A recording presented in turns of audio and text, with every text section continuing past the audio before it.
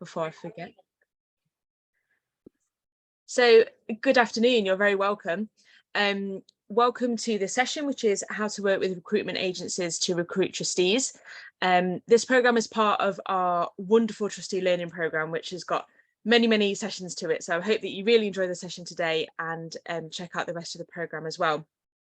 My name's Daisy, I work for Getting On Board, and before I hand over to Penny and our panellists for what will be a really interesting conversation, I've just got some housekeeping bits.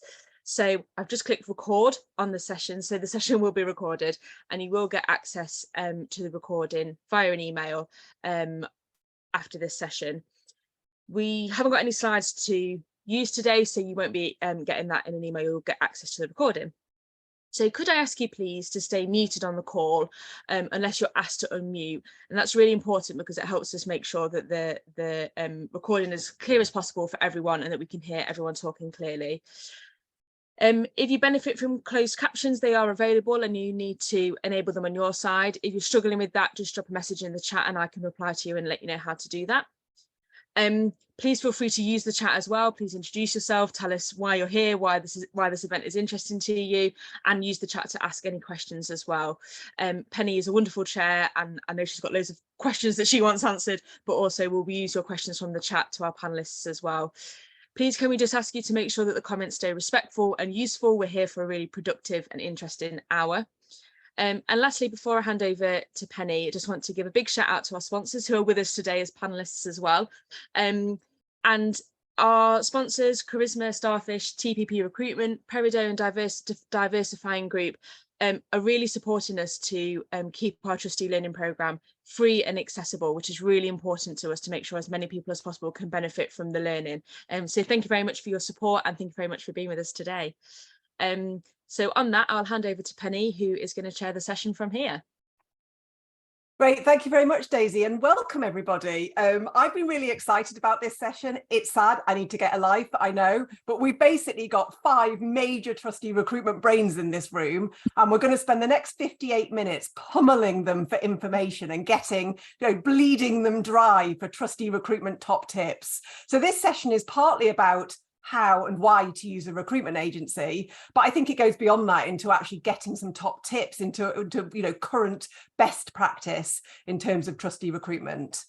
So we've got Adam from Charisma, Grant from Peridot, Katie from Starfish, Matt from TPP and Rebecca from Diversifying Group. We've already agreed that we're not actually going to get them to introduce themselves because they all do pretty similar things, although they might disagree with that definition.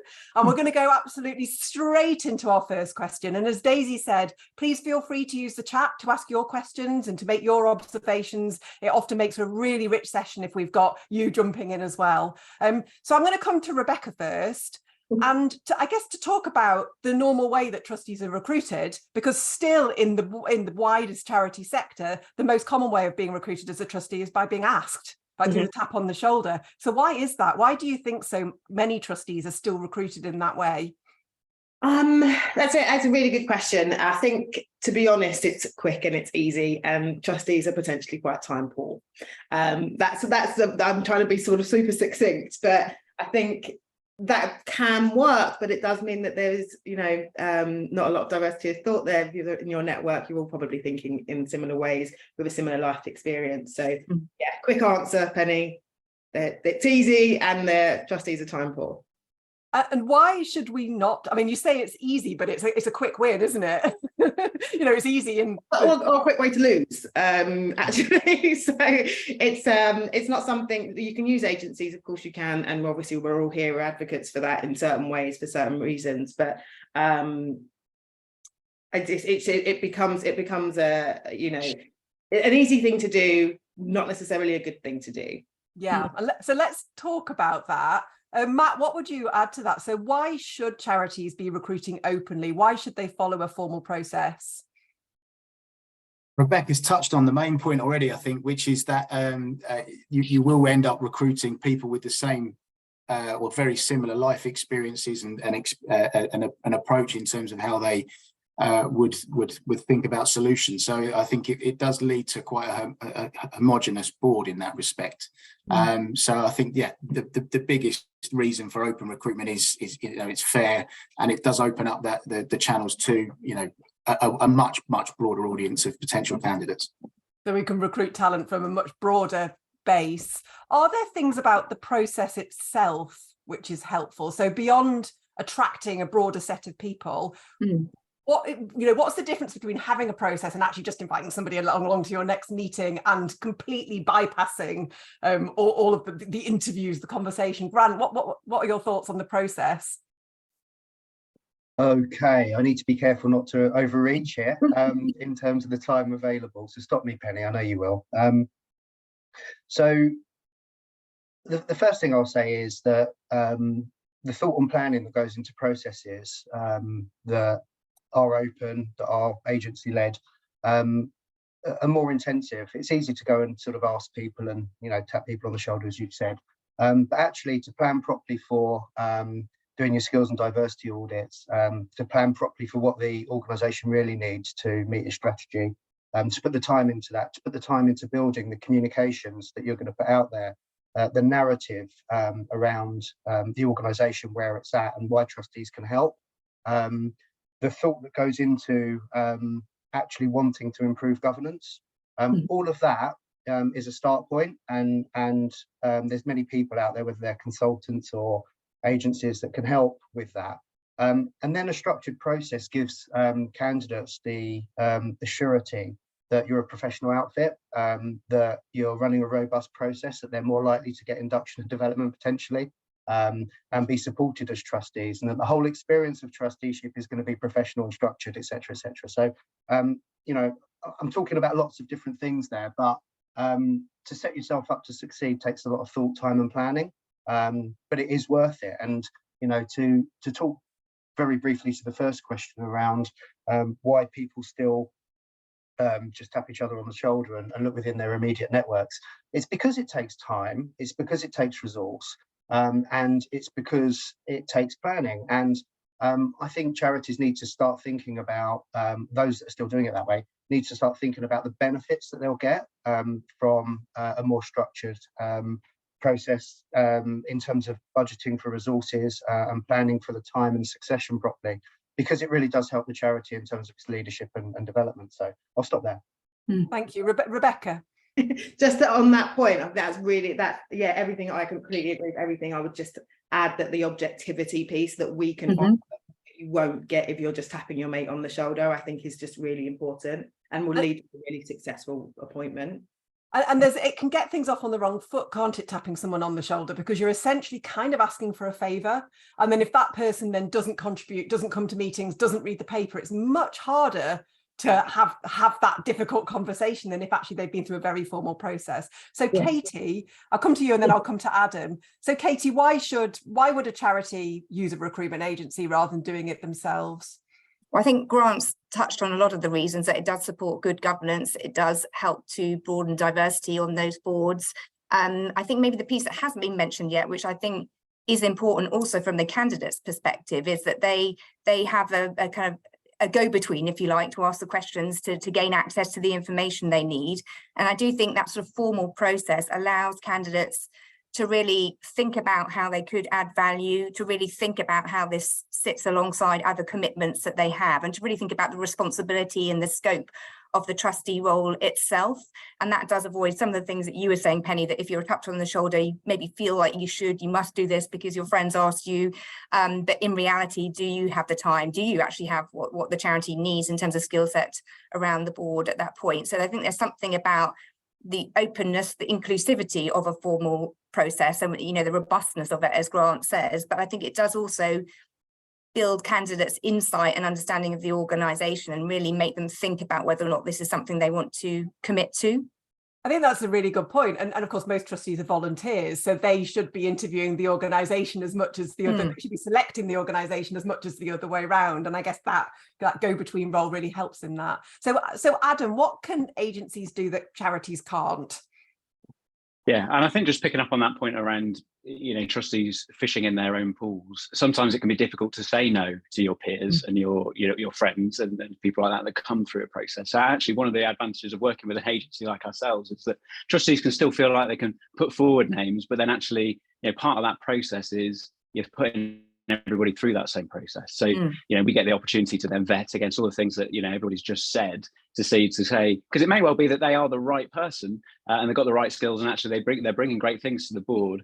But each, if you can, qualify them against other candidates and those that you're bringing through, then, you feel like for that due diligence, that full process, that fair process for all people. So I think there's also that as well. We can, part of working with an agency is, we will, in that, taking that brief, getting to understand you as an organisation, we can have those then difficult conversations with people, and actually, we can do some of that, qualifying those conversations, and if that fit's not quite right, we can check and challenge with individuals as well, because we're not just about skills. We're also thinking about that commitment, time commitment, commitment to the cause, motivation, passion, and testing those things as well through a process, and making sure that those are right for an organisation. Brilliant. And I mean, I feel like there's loads of tips here for charities that are doing it themselves, as much as using an agency. Actually, some of the good practice that you're talking through, charities can do that, can't they? And the next question I want to ask is, which charities should and shouldn't, or can and can't get some recruitment help from an expert? Because not all charities can or should. So I don't know if a particular panelist wants to take that one. It's a difficult one. I mean, I'm happy to go first. I'm sure others will want to chip in. I mean, I'm not sure that it's should or shouldn't. There in theory is the potential for every charity to work with a recruitment partner, but there are realistic things at play that I think we'd all acknowledge, that some fabulous smaller charities won't have the budgets always to spend on a headhunter.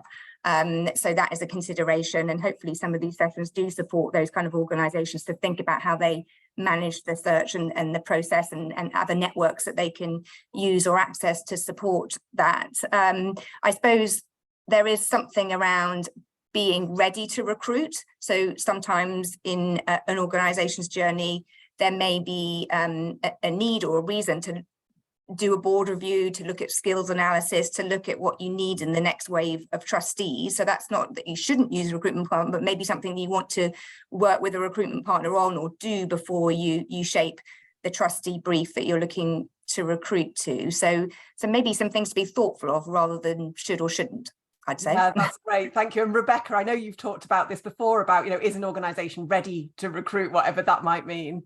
Yeah, definitely. I think I completely agree with everything that Katie's just said. There are three things, right? It's not whether you should or shouldn't. It's readiness and alignment of the board of what you're looking for. It's budget, it's time. Those are the three things. If you have those or don't have those, then that kind of dictates whether or not you use an agency. And as Katie said, so some of your organisations help with some of those earlier stages as well, the pre-recruitment stages. Yeah. Sorry, Penny, can I just interject here? I just think there's something to add on the conversation around readiness and alignment. I think that's the role that we play often in terms of helping boards think through what they need to be ready to recruit, because they don't always know, and they don't know what to line up, and they don't know how to manage the comms. So there is something about reaching out early and allowing us to guide and challenge, because being ready, often organisations, let's put it a different way, often organisations think they're ready and they're not, because they come to us and we start asking lots of questions. And so there's a lot of value add that organisations can add in helping people be ready. And alignment's really important, because that's a key role that agencies play, because not all people in an organisation are going to be aligned. But the conversations that we provoke and the questions that we ask help organisations to become more aligned, and we bring a reality check and a market insight sometimes to that to help that alignment process. And sometimes you can't always get complete alignment, and that's also okay. So just to kind of go further into what you mean by alignment, Grant, you're talking about, for example, trustees on a board agreeing who and whether they should recruit other trustees. It can be who and whether they should. It can be the types of people and backgrounds, skills and experience. It can even be the type of process that they run. And helping to guide them on that and bring expertise and good practice from elsewhere and give them options can create a much better process and outcome. And then finally, I just wanted to add something around, I've lost my train of thought for a second, I'll come back to it. Can I chip in? Yeah, Can I please. just chip in? Because we talk about talking about process, and we've all mentioned process there as well, and we're kind of leading up to getting something live and getting out there. Actually, quite often, part of what that skills and insight value add that we're coming is actually thinking about the process once you've got your long list of candidates as well, because at that point, we've seen organisations trip over where they've not, they're not thought about interview processes, they've got dates in the diary, trying to get boards of trustees together in extra, things in their diary and things like that, and then you lose candidates because, let's be honest, it's a competitive marketplace out there. There's lots of trustee opportunities for people, and people are actively looking. I think sometimes it can be we get it to market and trustees can sort of take that sigh of relief that it's out there, but actually there's still work to be done, and I think you've got to have that forward looking plan as well. And Adam, do you get organisations thinking that they're kind of outsourcing everything? So we're using charisma, so therefore we've got nothing to do with this. They're just going to deliver us a couple of trustees on a platter in a few months. Yeah, and of course you get people that come with that, and I think that's exactly what Rebecca Grant have been saying about that. Actually, when people pick up the phone to us and then we start asking questions, sometimes that scares people off. But if they're not ready, then it's not a good time, obviously, for us to go to market. And obviously, what we're looking for, and what all of the agencies here today, we're demonstrating that through our commitment in a variety of different ways. We're looking for a mutually beneficial partnership and something for the long term, and supporting charities here to improve their boards, to hopefully have greater impact in whatever their mission and their vision is. So we want to work in partnership in that way, and think that through, so that we're not just going to market and trying to make a quick few pounds. It's about enhancing the sector. And that word that Grant used earlier, challenge, I'd love to just stop and poke at that a bit, Matt. When an organisation approaches you, what are you challenging them on, and what are you challenging them on as you go through the process? What kind of things do you need to challenge on? Yeah, well, I guess first of all, the profile of the person that you're looking for to try and expand the potential profile may just be that something quite straightforward from an accountant, or but to look at whether they need prior board experience or whether they're looking for X number of years experience, all the things that close down the potential search. So we're always challenging in terms of actually asking the questions, building the person's spec again with an eye on what kind of profile they're potentially looking for. So challenging in terms of the role itself, challenging in terms of the expectations perhaps that the organisation has on the trustee. Is it realistic? Does it fit with the market? Is there a clarity on what they're presenting? Is the reality of what they actually expect from the trustee actually on the role profile and the advertising, and challenging in terms of the process. So I guess particularly with an eye on inclusive recruitment, are they open to adapting how they've done it before in order to get a different result? If the answer is no, they're probably going to get the same result again, just that instead they're paying a recruiter to get the same result, and that's not really us bringing the maximum benefit to the partnership. So yeah, I think challenging on the various elements of the role, the process, and and as I say, the expectations. Really interesting, thank you. Any other panelists want to add anything on the challenge point? Yeah, I do, if that's all right. Sorry, Katie. No. First. Go with Rebecca. You go first. Yeah. Thank you. I think it's really interesting, the challenge piece. I think we're constructively challenging. We're being the critical friend. We're not challenging just for the sake of being, obtuse or whatever. We're just trying to get the best outcome and be that true partner, to Adam's point. I think the challenging starts from the very beginning. We're challenging on expectations on us as an agency as well. There's a huge thought that they because they're paying for us, we are a magic wand to fix the charity sector or whatever. There's so much work that needs to be done in all sectors. We're not magicians. We can give you what you ask for, but we need to challenge lots going through. Does someone need experience on a board? Do they have talent development programs that actually maybe they could help do that? I heard an analogy the other day with someone saying that we're looking at skill-based hiring, and actually it's about what's the end goal. It's getting to the other side of the river. Do we need someone who can build a bridge, or do we need someone who can build a canoe, for example? If the end goal is the point, right, it's not how you get there, it's what do we need that person to be doing. Does that make sense as an analogy? I'm not sure I've like said that properly, but that's where we're kind of focused on, so that makes sense for us.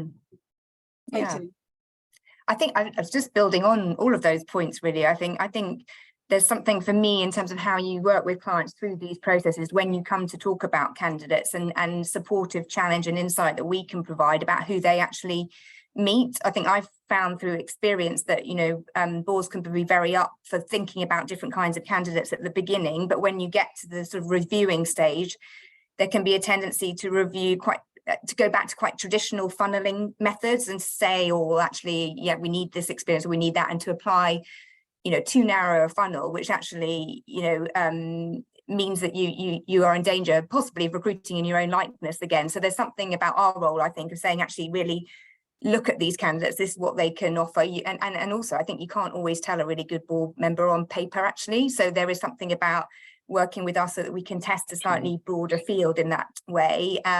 So I think that kind of challenge, but also the challenge and support that we can give to candidates. You know, there's quite a lot of sort of boardroom speak, isn't there? And, you know, coaching candidates who maybe haven't been trustees before to understand some of that and to be able to communicate how they would add value and the skills and the experience they could bring, I think can really help shift the kind of the populations on some of these boards of trustees. So I think that kind of positive challenge, certainly I hope, is helpful.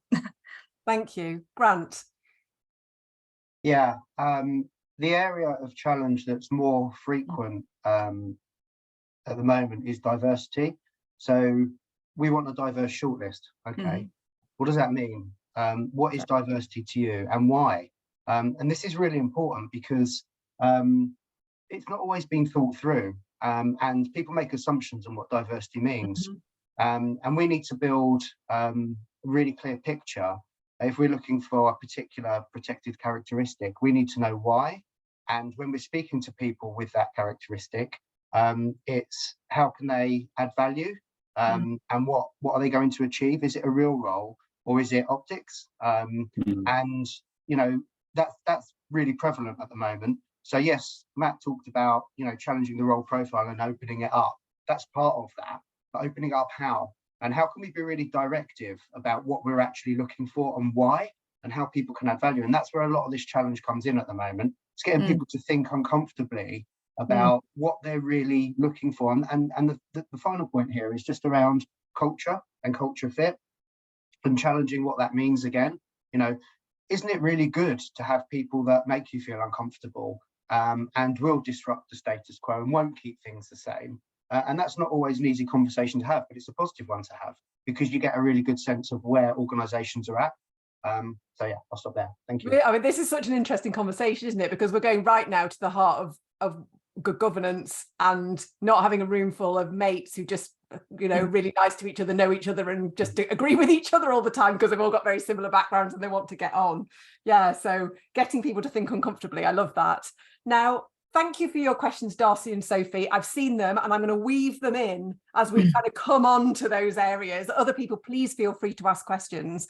I want to talk now about money, because of course, one of the, probably the biggest barrier to using any of your organisations is money, isn't it? And it's not just actual money, it's also the perception of cost and the perception of value.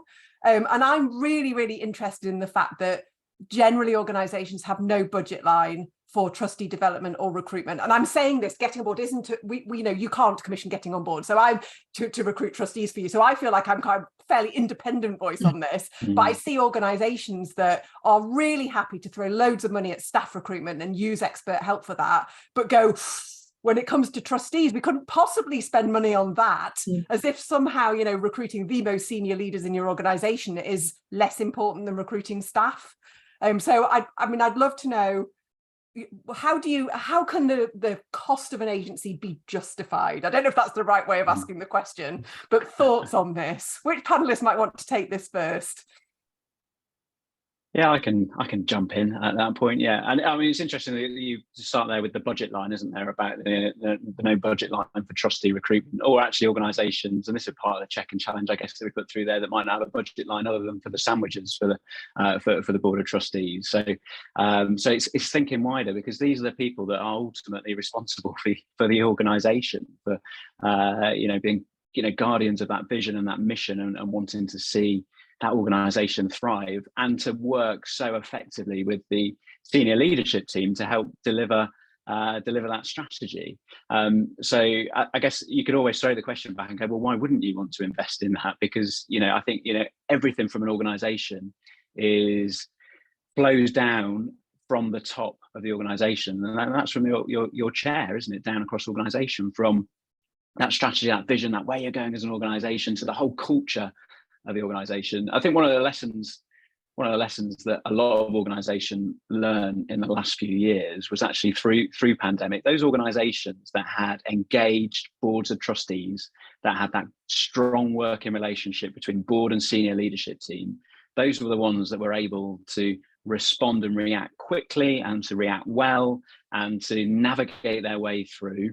I'm trying to not use words like pivot, because those are kind of words that we had enough of a few years ago, didn't they? But they could navigate through that period, because there was that close working relationship. So these are really pivotal roles. Now I recognise that normally a recruitment agency charges by percentage of salary, and obviously that's not something that we can do. And there's obviously fixed fee approach here at Trustee Recruitment, and we'll offer a range of different prices and price points to try and make it as accessible for as many organisations as possible. And I think we'd probably all say the same thing, that if it's something that you're considering, from whatever size you are, then speak to us, because we'll our commitment is very much to the sector, and wanting to support as far and as wide as we can.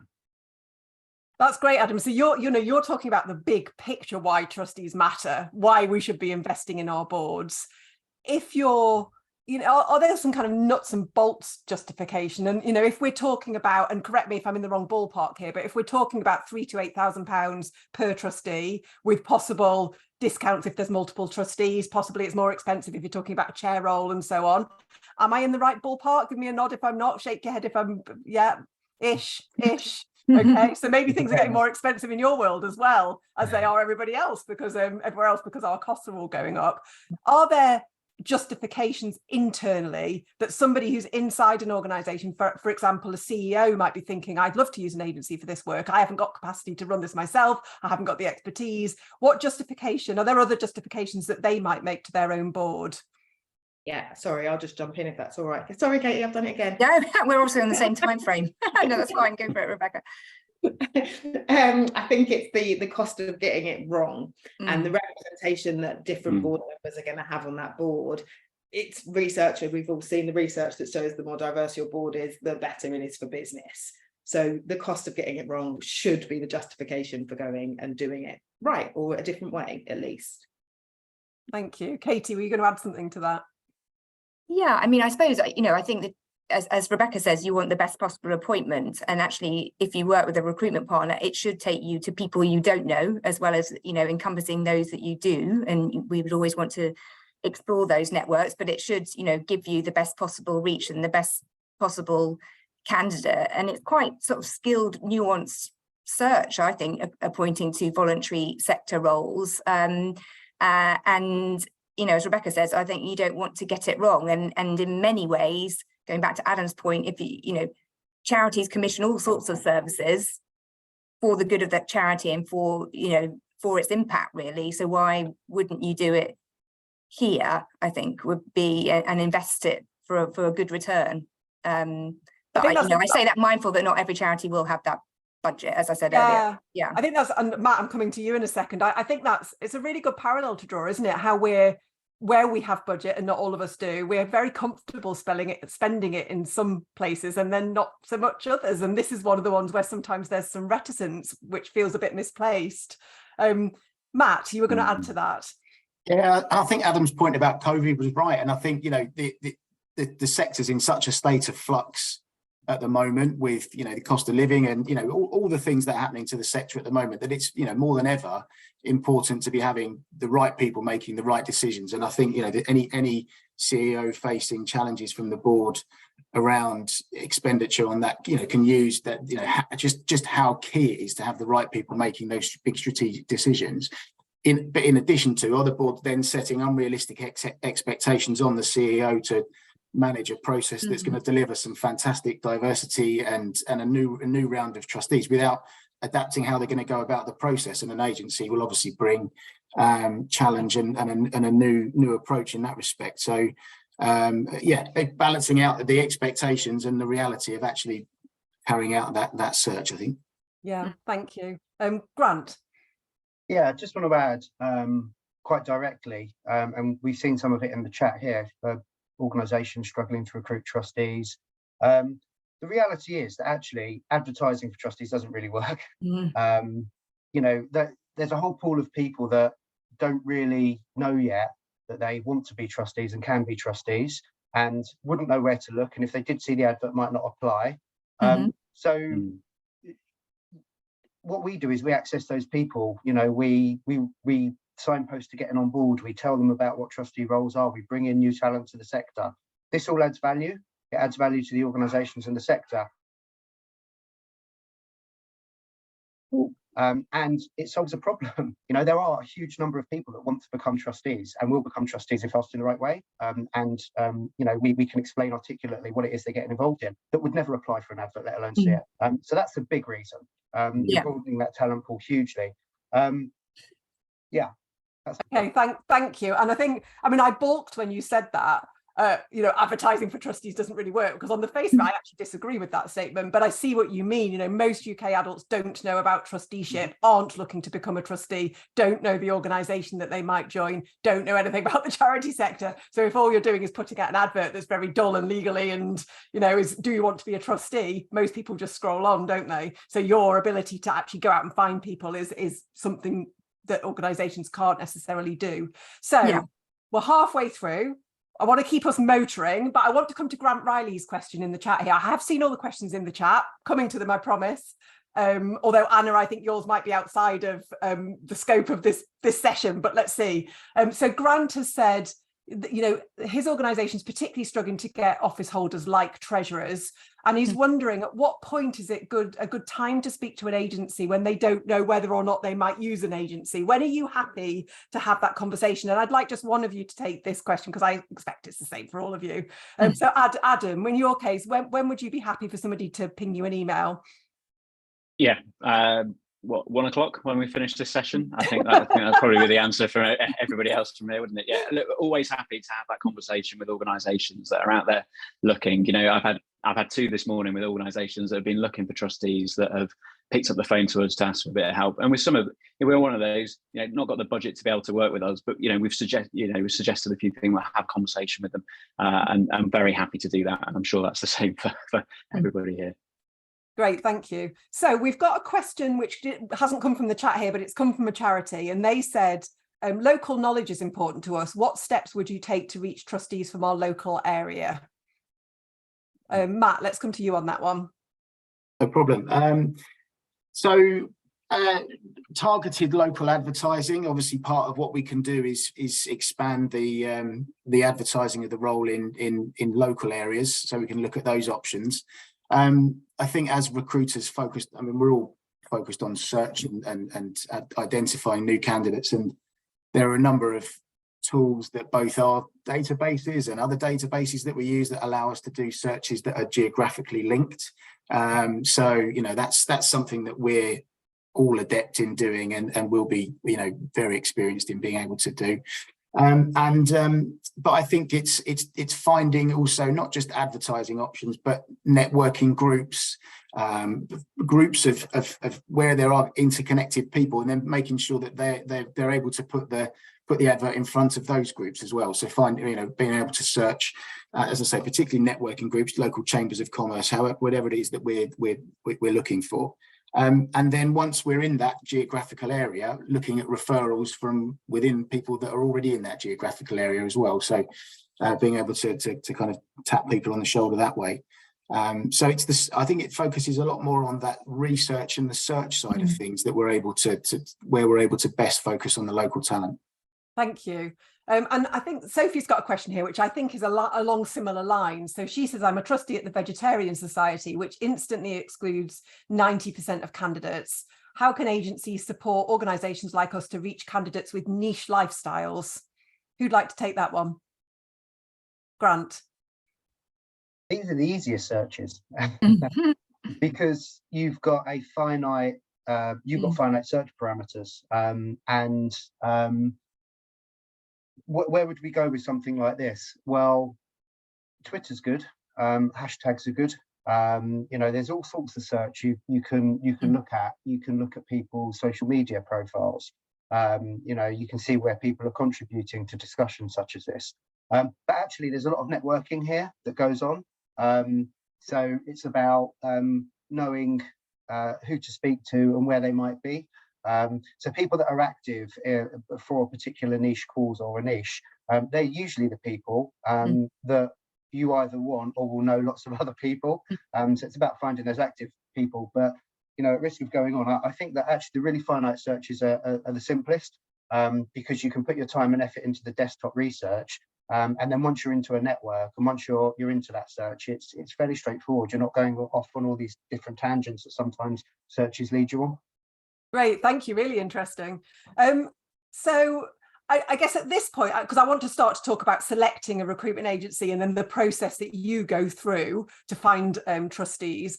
But I just want to kind of pause to say, you know, getting on board's position on this is that organisations have a choice here. They have a choice as to whether they do trustee recruitment themselves. Our position is it should be open, whether you're doing it yourselves or you're using an agency.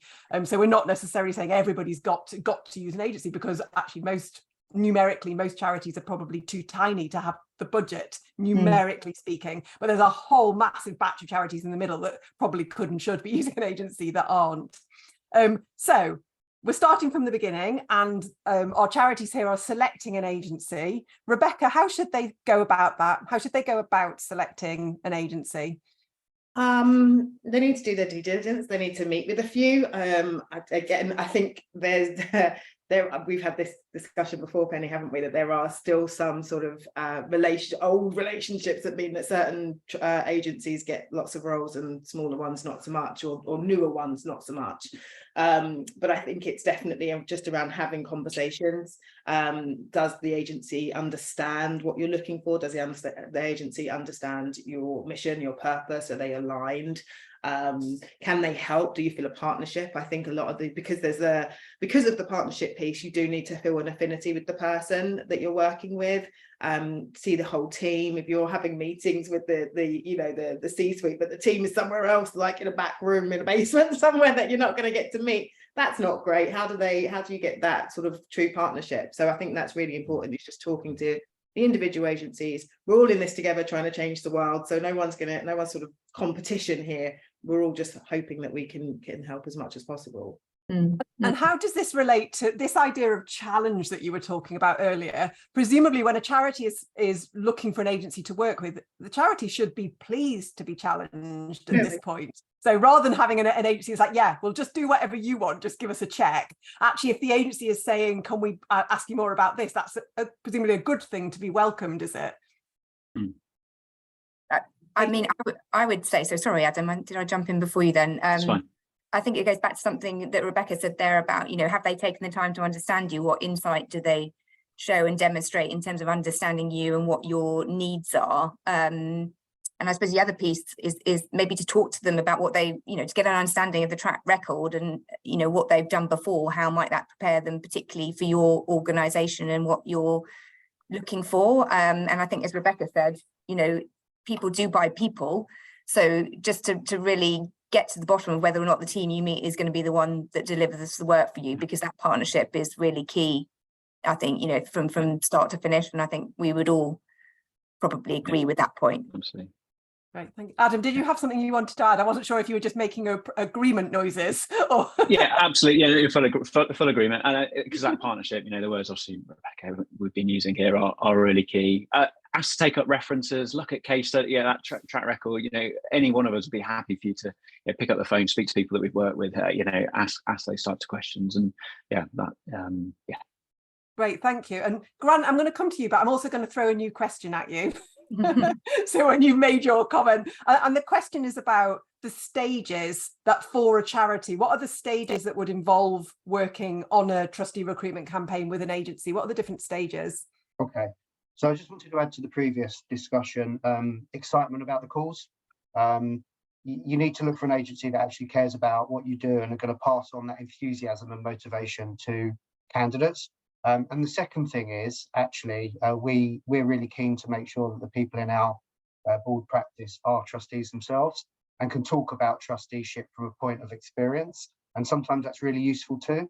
So there's that. But in terms of the stages of recruitment, well, the first one is always around this sort of discovery briefing phase.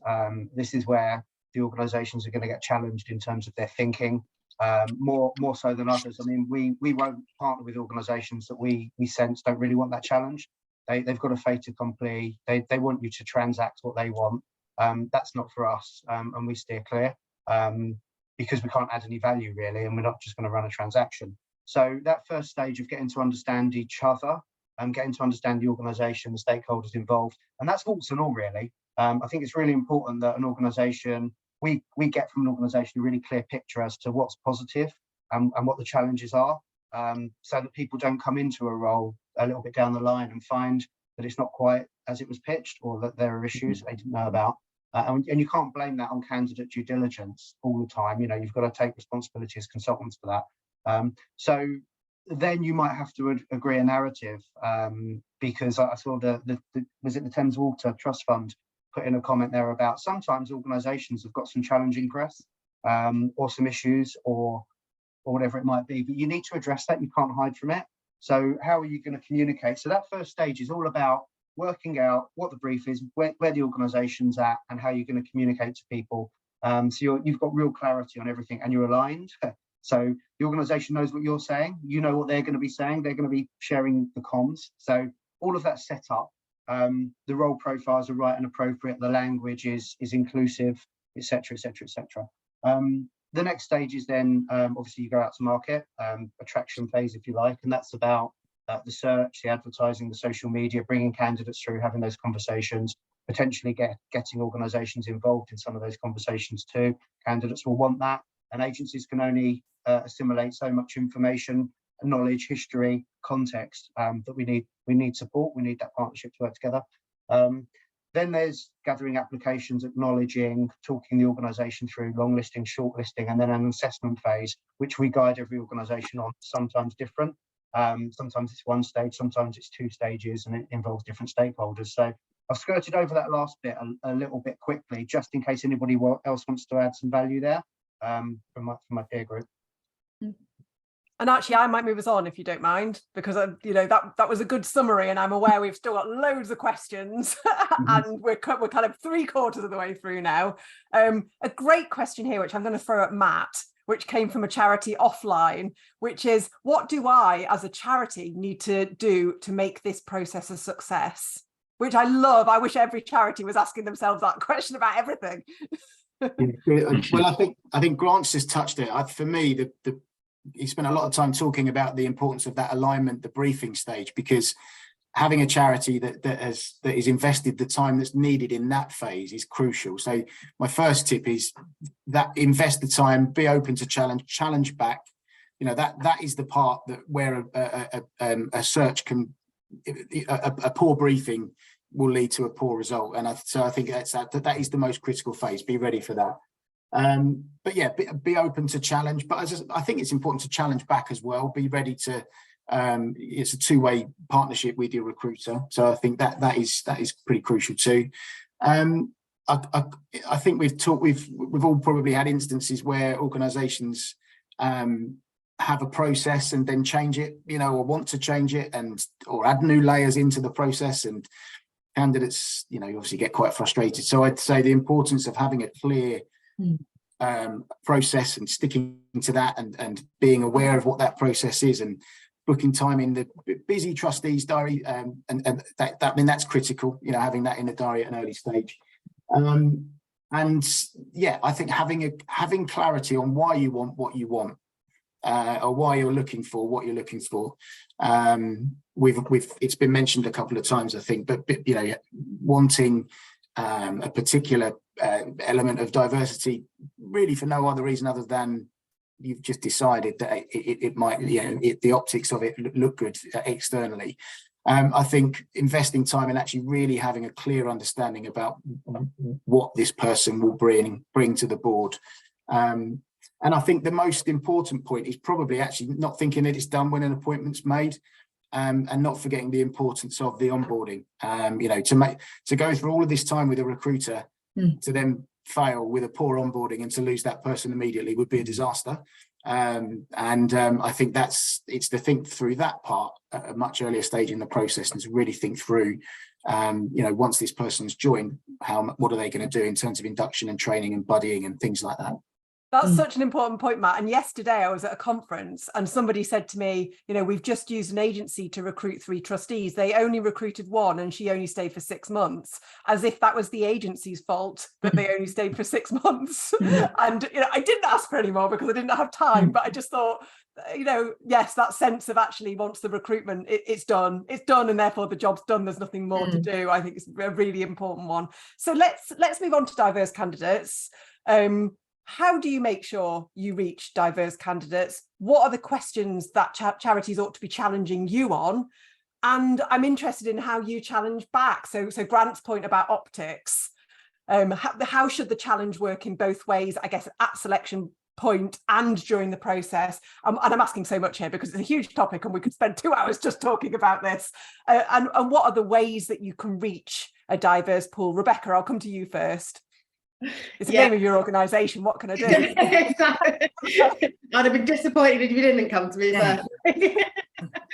I think it's the for us, obviously we have we've all seen them. We've heard lots of research that says diverse candidates struggle to trust recruitment agencies. They're not heard, they're not listened to, etc. And something that we have found through the feedback that we've had from frustrated candidates is that it's really about demonstrating a value from their skill. And I know Grant said it, and Adam said it, Matt said it, everyone said it. It's about valuing the skill of the individual and coming from a place of openness and honesty and transparency about where you are on your journey as an organisation. There's no point hiding the fact if your board is completely one type of demographic. We can see it. It's everywhere on the internet. So just be very open and honest that you're looking to change. You've come to an agency specifically for us for that change, and they're taking the steps, and then demonstrate that throughout the process. Important, and demonstrate the work that you're doing through your press releases, demonstrate the work you're doing through your Twitter. Just make sure that this, and you have to make sure the tone is correct so that you don't seem tokenistic or just shouting about this one thing that we did on our strategy day. But it's really important that you are sort of really open and honest about everything, but shouting about the good stuff that you're doing, and then building trust that way. And I keep hearing this from you about honesty. So, and I guess it relates to Sally's question about Thames Water in the chat. And I should read that for people who are watching on the recording because they won't see the chat, but you may have seen the negative press towards Thames Water. Do you have any advice for recruiting trustees in chaotic times? By the way, the trust fund is completely independent of the water company. So your message is be honest about things like that. Be honest about if you are starting at a point of not having a very diverse board, be completely honest about it rather than not really mentioning it. Lots of nods there. Any other thoughts from other panelists about any other tips about how you reach diverse candidates? Adam? So, I mean, obviously, if you're doing it yourselves and just sticking an advert on the Guardian, then it's probably not going to have the result that you want. But look at other networks like Young Trustees Movement, Women on Board, a whole host of different places that you can get adverts out, and we'll support that. So, I think particularly if you're doing it yourselves, think about those networks, think about those different places that you can yeah, get adverts out there and sharing it out there on obviously social media as well. You know, Grant talked about using, you know, particular hashtags that you might want to use depending on what, you know, demographics that you're trying to reach. So yeah. And I'd love to ask, it's partly this question asked from a different perspective, but what are the main reasons people that you approach? So you approach people, you say, are you interested in this trustee position? What are the main reasons you hear as to why people don't want to be a trustee?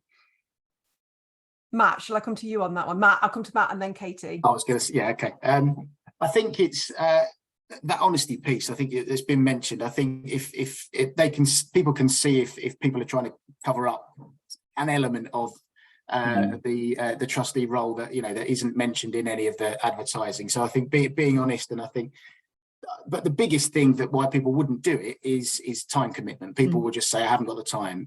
Either I'm already committed in a trustee role, or couldn't dream of doing a trustee role. Some of that will be a misconception of what actually a trusteeship is, and we've all talked about that being the role for a recruiter, is that as an entity to say to somebody, actually, you'd be really good at this, and people, you know, there is an opportunity for you to really have impact on the board, and that's great when we can have that kind of conversation with people that just wouldn't have considered it. So I think there's an element there of there being time. Other reasons for people not wanting to be trustee roles, or not for particular trustee roles, might be that the cause is too close to home, and not feeling comfortable being a trustee on a board that represents that particular cause, or where there's too much kind of hands-on work has crept into the role, and it's obviously more of a volunteer role than a trustee role, and not overly strategic. And I think you can tell from some of the ads that go out that actually this is more of a volunteer post than a trustee role. So yeah, I think that time's the big one, but that's actually not actually always as big a no as it could be, because there's usually a way around that to actually explain what's required of that particular role. And actually, before I come to you, Katie, let's just come to Narayan, sorry if I got your name pronounced wrong, who says, I think makes a brilliant point. For young trustees, the experience gap can be daunting. So if you're talking to a candidate who thinks, you know, I'm just not ready for this, how do you respond to that? Well, that's a really interesting question. I suppose it related to the point I was going to make, which does relate back to time and a lot of what Matt has said there. And I think there are conversations to be had with clients about different ways that boards can work. Obviously, this medium helps boards, you know, intermittent board meetings can happen this way, because quite often we are asked to find younger trustees, and more likely than not, these people are going to be in jobs, they're going to be working full time.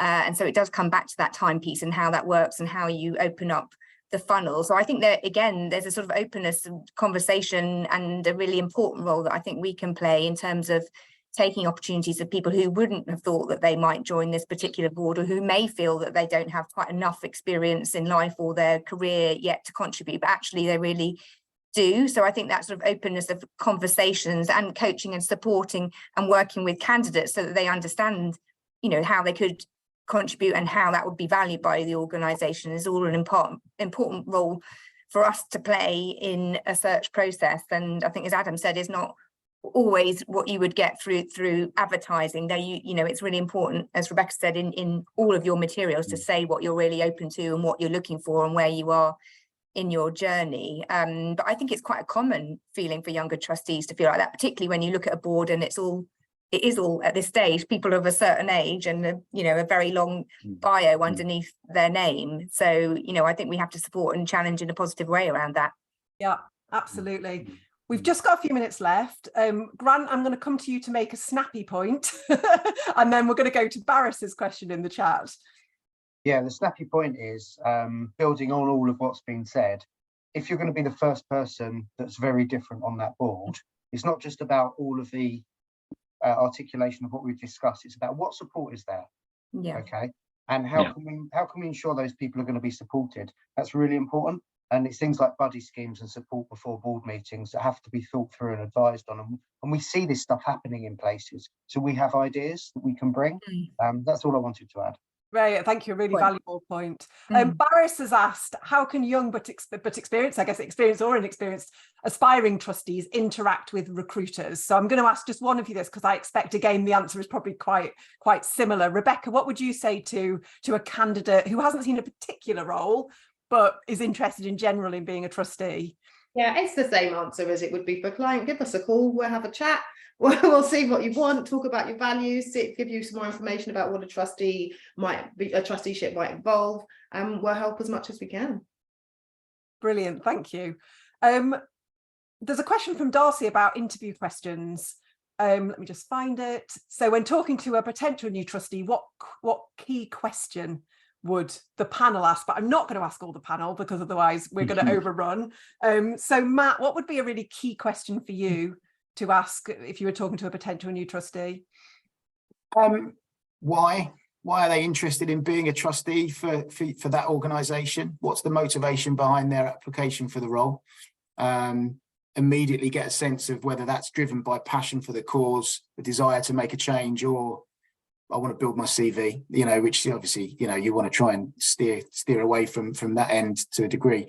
I think it's time as well. Have you realistically thought through the time that's required, the commitment, the responsibility that's required for being a trustee of the organisation, and get a sense on that side. And I guess they're the kind of prerequisites, aren't they? Before you're obviously looking for particular skills and knowledge areas, but actually if those things aren't in place, the rest is a non-starter. Right, we're going to end with our final question, which is, and you're going to need to be really snappy here, panel, because I need to give Daisy at least a minute or two at the end to wrap up. So 3 top practical tips from each of you, or fewer if you like, about maximising the chances of finding the trustees that a charity needs. Katie, let's come to you first. We've covered lots of it actually as we were talking, but I think the first one for me is really think about the whole board composition and where the skills gap is, but don't, focus on those skills, but don't overly focus to the detriment of other aspects that you need to look for in good trustees to contribute as part of that board. I think the second thing for me is make it a two-way street. Accept that people will really want to do their own due diligence. They want to have access to you, open up your organisation so that you can do that. And I think thirdly, it does touch on a lot of what has been mentioned. I think be mindful of your board's culture. If you want to bring diversity to the board, are you ready to do that? How are you going to onboard new colleagues effectively in that process so that they can add the value that they clearly are able to do? Amazing, thank you. Matt? Yeah, I think revisit the profile of the trustee role to make sure that it's focusing as much on skills as possible rather than experience.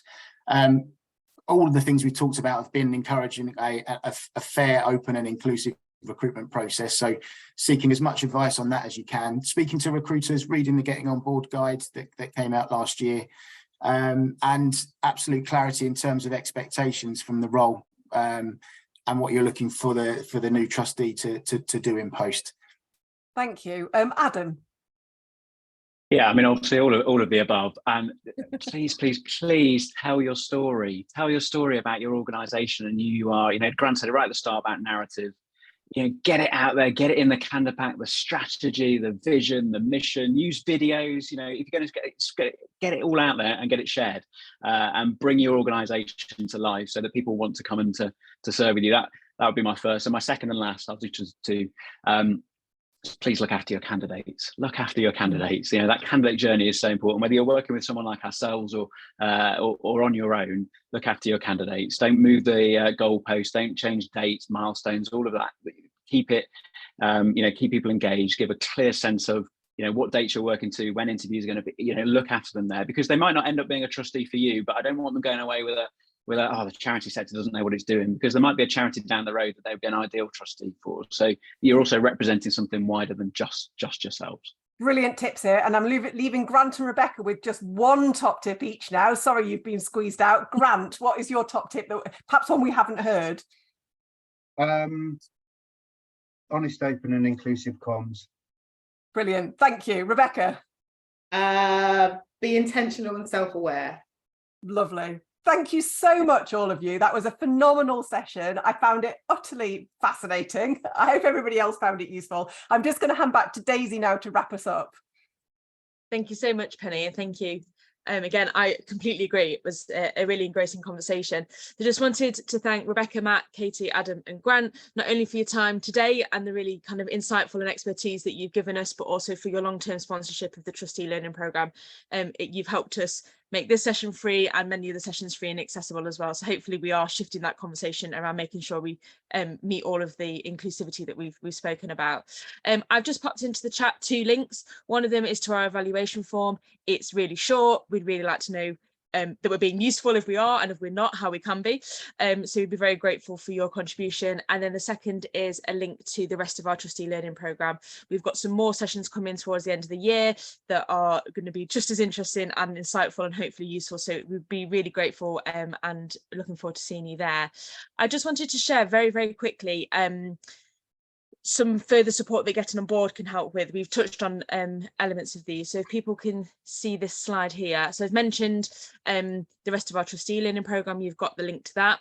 We've got some free guides and resources on our website. I think Matt spoke about the free guides earlier, about how to become a trustee, about how to recruit trustees. So please head over to those as a kind of a first stop to think about those. Our Festival of Trusteeship is coming up on the 6th to the 10th of November, which is Trustees Week, and you can get a super early bird weekly pass at the minute. We'd love to see you there. And our website and newsletter gives you that kind of constant support and those resources around all of these issues around trusteeship that we're working towards. So just wanted to share with you that we've got your back and that we've got stuff that can help you out if you want to think about these issues.